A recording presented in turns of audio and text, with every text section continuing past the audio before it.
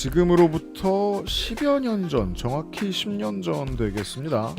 당시 재선 의원이었던 우원식 의원을 저희 방송이 만나고 저희 방송에 민주당 을지로위원회 위원장을 두 번째로 모십니다. 아, 그런가요? 민주당 을지로위원회 6기의 위원장 경기 안양 동안 가변 민병덕 의원 모셨습니다. 어서 오십시오. 네, 반갑습니다. 네. 네. 혹시 오늘 저 박선원 의원 기자회견 들으셨나요? 봤습니다. 어떻게요? 우리 고문당하다 말고 주사 맞을 뻔했습니다. 그 임의성 없는 진술은 증거 능력이 없다고 하는데 네. 그 임의성이 없다는 것은 신체적 고문도 있고 네. 신체적 고문은 그 야구 방망이 준비됐잖아요. 제가 이미 우린 본 적 있죠. 네네 네. 그 내란 국정조사 위원이었잖아요. 네. 예. 작년 말에. 네. 제가 왼쪽에 음. 김병주, 오른쪽에 박선원. 아, 그렇죠. 이 사이에서 있었습니다. 그래서 이제 거기 선관위 직원들을 네.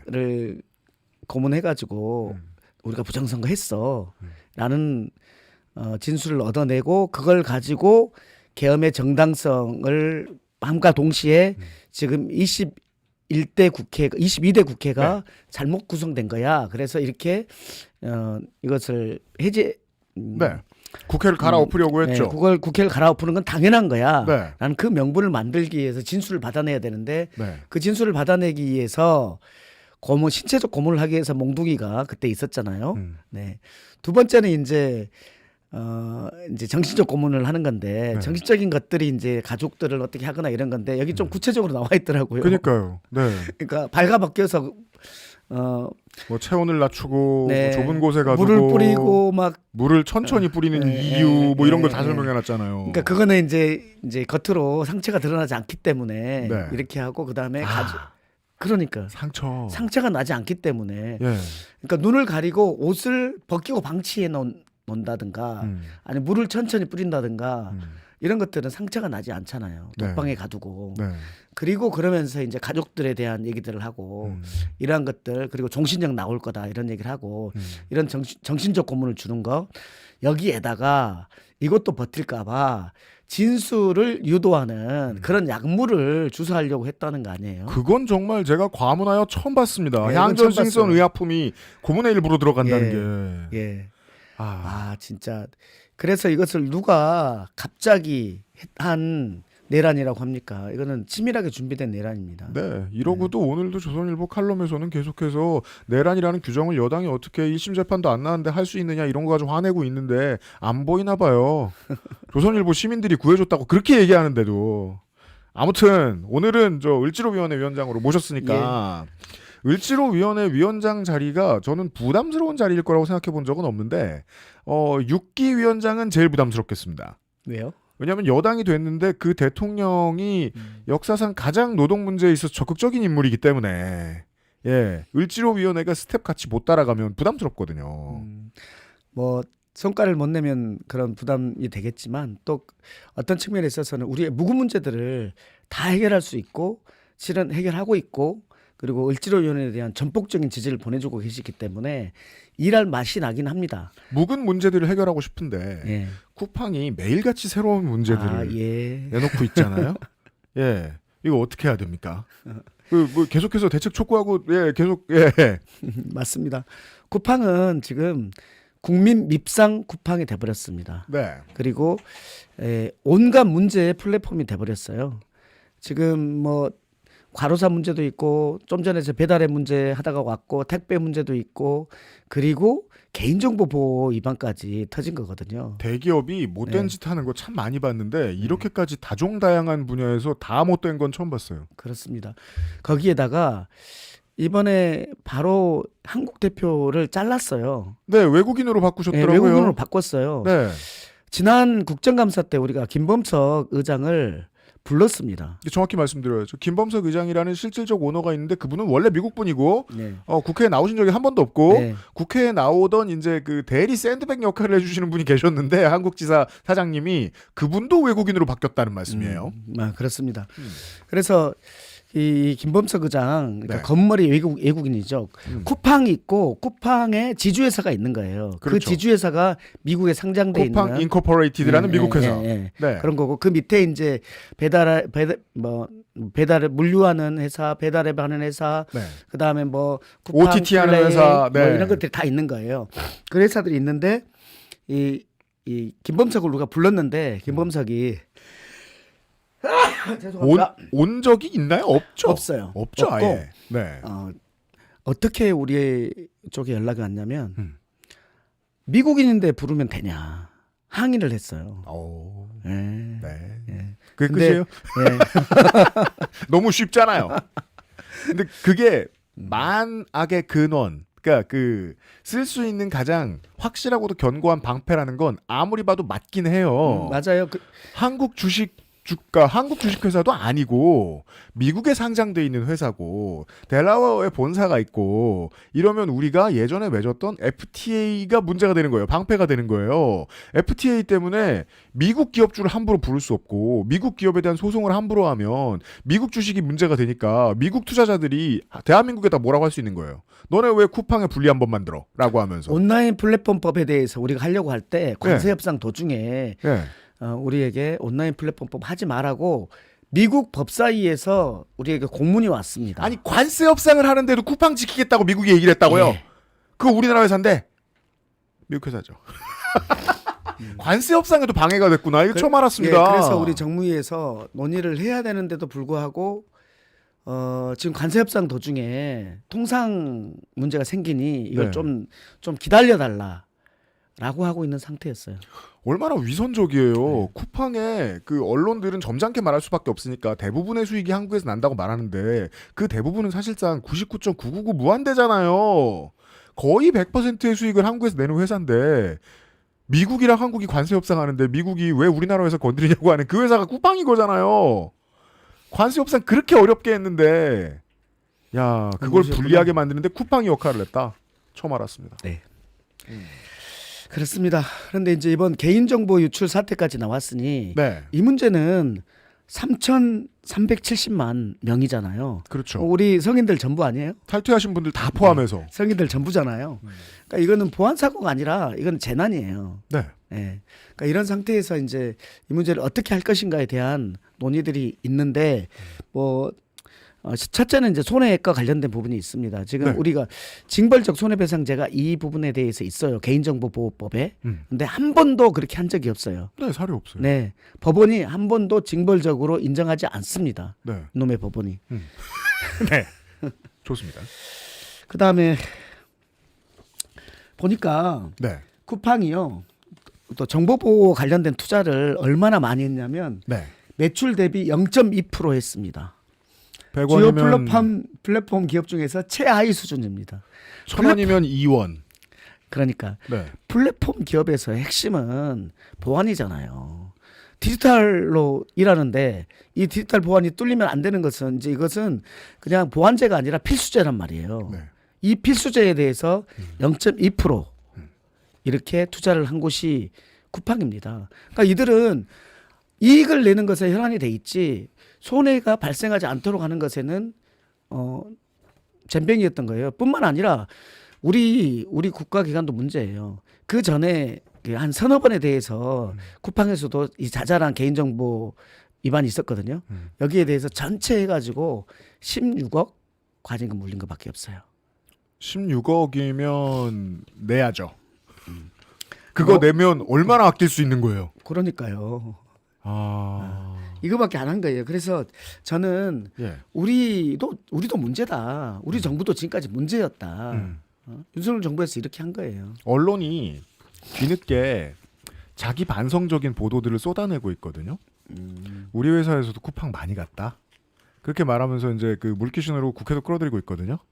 국회에서도 많이 가던데. 예. 예, 노동부에서도 많이 가던데. 그럼 그 선배들은 모두가 하나같이 전관 역할을 할 것이고. 네. 예. 그것도 역할을 했을 거잖아요. 정관 역할의 핵심을 했던 것이 그거 아니에요? 우리 문지석 검사가 지난 국감에서 맞다. 이게 쿠팡 봐주기 특검하고도 예. 연결이 돼요. 예, 그거예요. 아, 그러면 저 문지석 검사를 압박을 넣었던 윗선도 어미준. 그 사건이 쿠팡에서의 노동법 위반 사건이었어요. 그 변호사가 어디냐면 김앤장이에요. 쿠팡 전 대표가 김앤장 출신이에요. 김앤장 출신, 판사 출신의 김앤장 출신의 변호사를 쿠팡의 한국 대표로 얼마 전까지 데리고 있었어요. 그 얼마 전에 관둔 한국 대표도 대관 분야 출신이라면서요. 네. 그분이 그분인 거예요. 네. 그러면 어미준 부장은 그때 일선 검사가 수사를 못하게 방해를 하고 야지 놓고 갈구는 방식을 쓰면서 전문 용어로 사실상 김앤장이나 쿠팡에 면접 보고 있던 거예요. 심리적으로는 저는 그렇게 읽혀요. 네. 그러면 그렇죠. 거기에 들어갈 수 있는 거죠. 예. 어. 그러면 이건 다음 대표로 갈 수 있는 거고. 예. 그러면 이건 되바라진 부자 회사 하나랑 싸우는 게 아니에요. 시스템 전체랑 싸우는 거지. 맞습니다. 을지로위원회가 지금 예. 그걸 해야 되는 거예요. 네, 재밌습니다. 스릴 있긴 한데 이게 저쪽의 승률이 너무 높으니까 그동안 재미있으시다. 그건 전 좋네요. 그건 좋네요. 네. 왜냐하면 지금까지도 야당일 때도 열심히 싸워왔어요. 쿠팡이랑. 우리는 지난 겨울에도 쿠팡이랑 전쟁이다라고 하면서 싸워오고 있는 과정이 있어요. 근데 또 이게 또 터진 거예요. 네. 그러니까 배달앱과 관련해서도 쿠팡하고 엄청나게 싸우고 있고, 네. 그다음에 그 이제 배달 노동자들 과로사가 계속 일어나는 곳이 바로 쿠팡이에요. 네. 제가 며칠 전에도 안양에 있는 쿠팡 물류센터를 불시 점검, 아 그러셨어요? 예, 예. 국토부하고 노동부하고 같이 점검하고 왔어요. 아, 그랬던 곳이 쿠팡이에요. 문 열어줍니까? 작년에는 문을 안 열어줘가지고 새벽 2시에 우리가 그 앞에서 몇 시간이나 서 있다 온 적이 있어요. 그냥 돌아갔다는 보도 자료는 제가 본 적이 예. 있어요. 예. 그게 요즘은 작년이에요. 열어는 줘요. 요즘 열어줘. 우리 여당 됐잖아요. 그 이게 정치인이 줄다리기 하고 1cm씩 나가는 게 이렇게 힘들다니까요. 저는 사실 좀 이게 그 칭찬해드리고 굳이 그러고 싶은 게 아니라 상상이 좀 안 돼요. 예.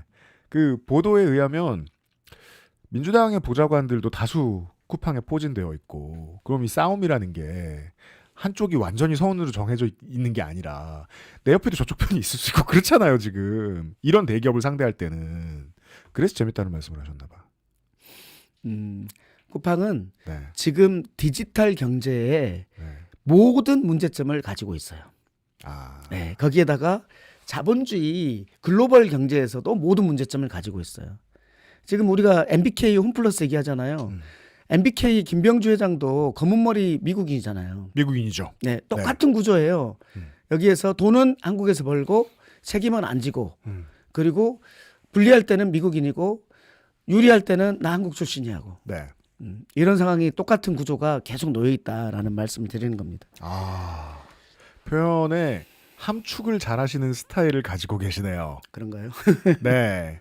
왜냐하면 지금 재미있습니다와 모든 문제를 가지고 있습니다. 해서 보통 힘든 게 아니다라는 걸 되게 디테일하게 다 담으셨거든요. 한 방에. 그랬나요? 제가 지금 유도신문 했는데 우와. 저 스타일이 재밌다고 생각합니다. 누가 그런 칭찬을 해준 적이 있으신지 모르겠지만. 자, 배달 플랫폼 질문 하나 네네. 드리겠습니다. 그 경기도가 뭐 어떻게 성공했는지 혹은 이제 뭐 안양에 그런 사례가 있는지는 잘 모르겠습니다만은 공공 배달의 활성화에 대한 해법 혹시 있으신지 저희가 여쭙고 싶어서 질문을 넘겨드렸었는데. 그 부분 관련해서는 이번에도 을지로위원회 예산으로 좀 태웠는데요. 아 그래요? 예. 네, 을지로위원회 저는 지역 예산을 하나도 이번에 안 했습니다. 오. 왜냐하면 을지로 안 했으면 조용히나 계시지. 그러니까. 네. 근데 지금까지 제가 우리 안양 동안갑을 위해서 열심히 했기 때문에 이번에 을지로 맡아서 안양 동안갑에 있는 을들을 포함한 모든 분들을 위한 것들을 했다는 말씀을 드리고요. 네. 공공 배달앱 관련해서는 지금 민간 배달앱들이 있는데 네. 공공 배달앱이라는 대안을 하나 두자 이런 측면도 있지만은 이것을 통해서 이 민간 배달앱이를 견인해 내려고 하는 거예요. 그죠. 견인해 내려고 하는 거예요. 네. 야, 이렇게 배달 라이더들한테 잘해줘도 된다. 이런 걸 하려고 하는 거예요. 그리고 수수료가 이렇게 높지 않아도 된다. 이런 것들을 하려고 하는 거예요. 그 이제 하이테크에는 모바일에는 이런 실험이 들어간 적이 없어서 공공 서비스를 넣는 그런데도 불구하고 제가 이걸 볼 때마다 늘 흥미로운 건 우리가 팬데믹 때 필수 노동의 가치에 대해서 온 세계가 다시 얘기했잖아요. 맞아요. 근데 그 필수 노동은 뭐 의사 간호사만 있는 줄 알았는데 운수 노동자가 되게 중요한 거였어요. 그러니까 팬데믹의 바람을 뚫고 그 사이로 막가가지고 나 대신 위험을 감수해주는 사람들이었잖아요.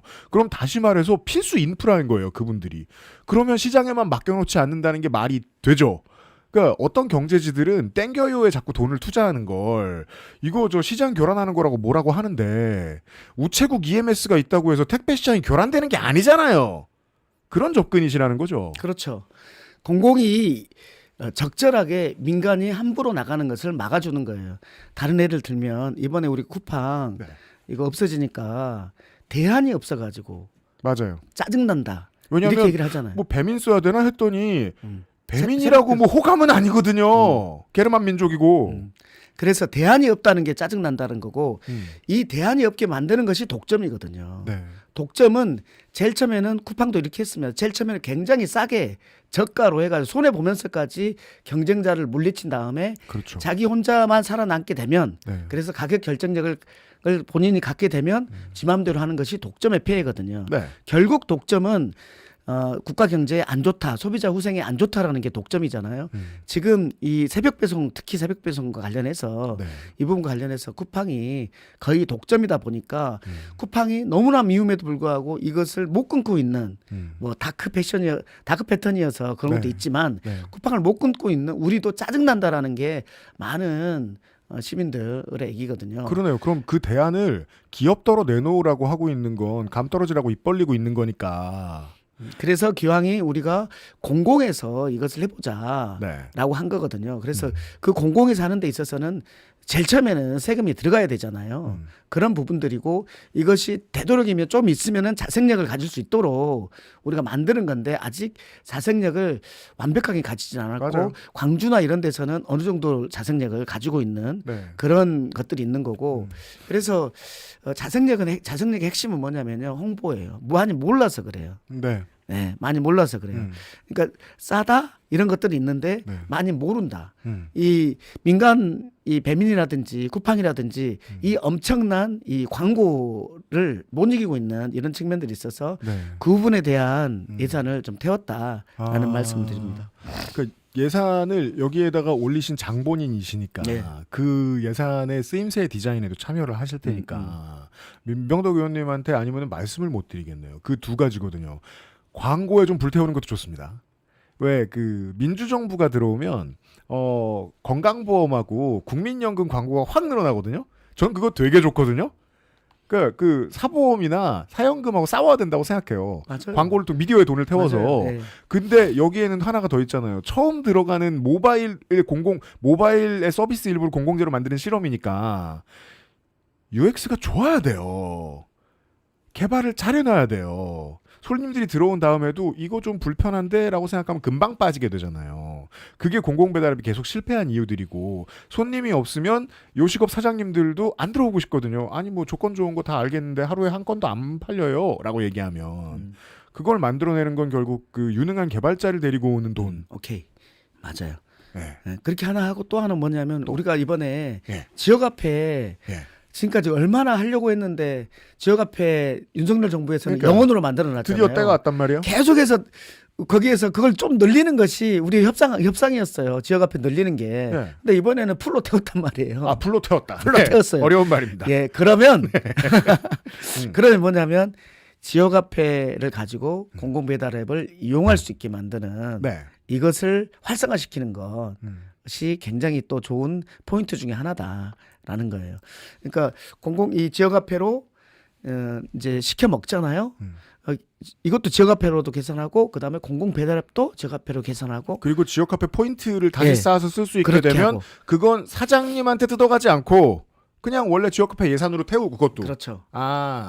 그러면 그러니까 만약에 주문만 잘 들어오면 사장님도 손해 안 보고. 그렇죠. 음. 그러니까 이제 여기에서는 다다익선이 되니까 좀 많이 규모의 경제가 되면 네. 되는 거예요. 음. 규모의 경제가 되게 하기 위해서 저는 홍보를 얘기했고 우리 진행자님께서는 네. 사용자 잘 경험. 만들어라. 네. 네.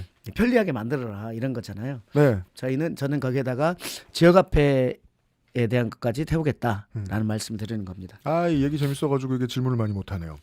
그 아까 쿠팡 얘기랑 묶어서 이 얘기를 해야 돼요. 사모펀드를 공시대상 기업 집단에 포함시키는 법안이라는 언론 들었을 때 재미없는 법안을 내셨는데 본질을 보면 경제지가 죽어라 반대할 법안이에요. 예, 이거 왜 입법하셨는지. 이거 보세요. MBK죠. MBK가 마이클 병주 김병주입니다. 그렇습니다. 그런데 그것이 누구 거예요? 마이클 병주 김 선생님. 마이클 병주 김의 거예요. MBK가 MBK에서 그러니까 쿠팡을 네. 쿠팡이 아니죠. 네. 홈플러스를 롯데카드. 했잖아요. 네. 홈플러스 롯데카드 그 이제 블라인드 사모펀드로 많은 것들을 했잖아요. 거기에서 이제 문제가 뭐냐면 네. 이 MBK는 금융을 하는 거예요. 네. 금융을 하는 거예요. 사모펀드니까요. 근데 이거 자체는 5조가 되지 않아요. 네. 그런데 이 사모펀드가 인수한 다른 회사들까지 네. 다 하면 5조가 넘어요. 근데 우리 법상 5조가 넘으면은 공시 대상 기업 집단에 속해요. 그렇습니다. 공시 대상 기업 집단이라는 것은 그 기업 집단이 무엇이다라고 공시하고 네. 너희들끼리 사고 파는 거 있으면 공시하고 네. 이렇게 다 하는 거예요. 그러니까 주주와 사회에 감추지 마라. 네, 그런 여기서 거죠. 돈을 벌 거면. 네, 그런 거죠. 그런데 이제 여기에서 금융업과 은행업은 빠져 있는 거예요. 은행업, 보험업, 예. 은 빠져 있는 거예요. 네. 그래서 그러니까 MBK도 빠졌다고 하는데. 얘가 금융업이 돼버리니까 빠진 거예요. 그런데 금융업이라 하더라도 사모펀드는 포함시켜야 된다라는 법을 만든 거예요. 근데 이 사모펀드는 MBK로만 얘기하면, 왜냐면 여기 제일 큰 데니까 MBK로 얘기하면 기업을 그러니까 기업을 이제 매입한 다음에 그 기업의 경영에 관여하잖아요. 부서를 뭘 없앨지, 누구를 내보낼지를 사실상 MBK가 정하잖아요. 그 안에서 그리고 서로 간에 일감 몰아주기 하고 이런 것들도 자기네들끼리 다 할 수 있잖아요. 시민들이 막 20년, 10년 동안 다니던 그 사람들이 이제 거기 다니면서 월급으로 애들 먹여 살렸던, 시집 장가 보냈던 그 정든 홈플러스들이 요즘 없어지는 이유도 MBK의 결정인 거잖아요. 그건 금융업이 할 일이 아니죠. 그렇죠. 그거죠. 그렇죠. 다시 설명을 드리면 네. 봐봐요. 이제 5조 이상의 아주 대기업은 네. 그 본인들의 그 계열회사들이 어디고 그죠. 계열회사가 어디고 그들끼리 일감 몰아주기를 하고 이런 것들은 다 공시를 하게 돼 있어요. 그래서 맞아요. 일감이 그 기업 집단 안에서 일감 몰아주기를 하게 되면 이건 다 위반이에요. 왜냐하면 그 일감이 거기가 가장 잘하는 게 아니잖아요. 밖에 있는 다른 회사가 더 싸게 더 잘하고 이럴 수 있음에도 불구하고 그러지 않은 계열회사를 선택하게 되잖아요. 아들딸 회사한테 준다. 그냥 밀어주는 거예요. 아들딸 회사한테. 신라호텔에 아티제가 있다. 예, 그렇게 되는 거예요. 예. 그러니까 이것이 제대로 된 경쟁이 안 되잖아요. 밖에 예. 있는 데랑. 그러면은 이 경쟁은 소비자의 벗인데 경쟁을 제대로 안 하니까 이것은 이 소비자의 후생에 반한다. 이거 전체가 국가를 망치는 거다. 이거에 대해서는 다 동의하실 거예요. 그러라고 대기업을 공시를 그렇죠. 건데. 공시를 한 건데. 그런데 금융업과 은행업 같은 경우는 원래 5조가 넘고 여기는 그러지 않아. 네. 그렇게 인정하고 금융업, 은행업과 보험업은 제외시켜 놓은 거예요. 근데 MBK는 우리 MBK 는 금융업이야라고 하더니 금융업이라고 하는데 MBK가 하고 있는 건 뭐냐면 수많은 열 몇 개의 회사를 인수해 가지고 그것을 운영하고 있는 회사란 말이에요. 결국은. 네. 그러니까 결국 대기업 집단인 거예요. 네. 근데 그러니까 공시 대상은 안 되니까. 안 되니까 자기들 마음대로 하고 있었던 이런 것이 있어서 이 금융업과 은행업은 제외하는데 네. 여기에서도 사모펀드는 아니다. 라는 예외 규정을 둔 거예요. 하나의 항목을 더 만들자. 예, 그래서 사모펀드가 인수한 회사들 간에 있어서의 그런 내부 거래라든지 이런 것들을 다 공시해야 돼. 이렇게 한 겁니다. 어려운 얘기지만 필요한 게, 만약에 공시가 의무화돼 있어서 사모펀드가 경영에 참여한다고 볼 수 있는 사모펀드가 공시의 대상이 된다면 감시의 눈이 늘어나니까 지금처럼 잠깐 여론 눈치 보면서 우리 홈플러스 안 팝니다라고 얘기했다가 몇 개월 뒤에 바로 팔아버리잖아요. 언론이 딴 데 보는 사이에. 이런 짓을 하기는 조금 더 힘들어졌을 거라는 거고, 네네. 제가 아까 쿠팡이랑 묶어 말씀드린다는 것도 이 같은 시각으로 접근했을 때도 제일 무서운 상대가 쿠팡이란 말입니다. 대기업들은 이제 재계 순위 우리가 이제 뉴스에서 보면 그 대기업들은 모두 공시 대상이고 오너가 누군지 정해져 있고 법적으로 오너가 누군지 정해놔야 사돈의 팔촌의 친척이 누군지를 봐서 얘네랑 함부로 거래하지 마라고 제재할 수 있는데 쿠팡이랑 MBK 파트너스는 그게 안 돼요. 그래서 사실상 대기업들이 차별당하는 거예요. 이 사람들 제재 안 하면. 그러니까 우리나라 대기업들이 차별당하는 거예요. 예. 쿠팡도 우리나라 대기업입니다. 돈을 버는 구조를 보면 쿠팡도 MBK 파트너스처럼 마이클 병추 김처럼 범범 킴도 이러고 있잖아요 지금. 그죠? 피하고 있죠. 공시 집단 아니죠. 이거 어떻게 만져요? 그러니까 법을 만들어야죠. 많이 동의하고 있는 법입니다. 미국에서 반대할 거고. 경제지들에서 예. 경제지들은 원래 이제 기업의 자율성을 뭐 중시하고 저도 기업의 자율성 다 중시하는데 네. 그런데 이건 구체적으로 이런 불합리가 있기 때문에 하는 것이어서 경제지들에서 뭐 크게 싫어하지 않을 거라고 봅니다. 아, 내용을 진짜요? 안다면. 내용을 알고 말씀하시는 분들이 아닌 경우가 좀 많아가지고 데스크들이 이게 시간 다 갔네. 그래도 저 궁금해서 이거 하나만 왜냐하면 SPC 관련 건에 네네. 대해서 국회에서 가장 많이 아시는 분이기도 해서 네. 시야 공장 사망 사고는 수사 중이고 평택 공장 이거 벌써 3년 전 그래요. 네, 네. 사망 사고는 항소심 진행 중입니다. 대통령 다녀가시고 그런 다음에도 지난달에 생산직 직원이 야근 뒤에 또 돌아가셨어요. 공장이 이때 기억이 나요, 제가. 대통령이 다녀가고 야근 문제를 해결한 해결책을 내놓는다더니 갑자기 주 5일에서 업무를 주 6일로 늘립니다. 그리고서 그때 했던 핑계가 우리가 시간제를 바꾸느라 과도기적으로 이렇게 했다. 날짜를 맞추느라. 고용을 더하면은 금방 해소될 거다라고 했는데 그대로 유지되다 돌아가신 거거든요. 이야기는 그렇거든요. 시화에 올 봄에 가셔서 민병덕 의원이 끝까지 싸우겠다. 굳이 찾아가셔서 엄포를 놓으셨는데 반성의 기미가 충분히 보이진 않습니다. 네. 시야 이 SPC는 여기는 전체적으로 바꿔야 됩니다. 이것이 한두 번이 아니에요 지금. 이게 피 묻은 빵이라고 했잖아요. 네. 피 묻은 빵을 우리가 먹을 수는 없다. 이렇게 해서 제가 5월달에 갔다 왔고 대통령께서 7월달에 갔다 왔고 그래도 바로 9월달에 또 사고가 났어요. 네. 그러니까 거기에서 야간 노동을 그때 5월달에 제가 갔을 때 돌아가신 분이 저랑 동갑인 여성 노동자가 맞습니다. 새벽 베테랑이세요. 2시에 네. 컨베이어 벨트가 돌아가는 그 밑으로 기어가가지고 컨베이어 벨트가 끽끽거리니까 윤활유를 뿌리고 있었어요.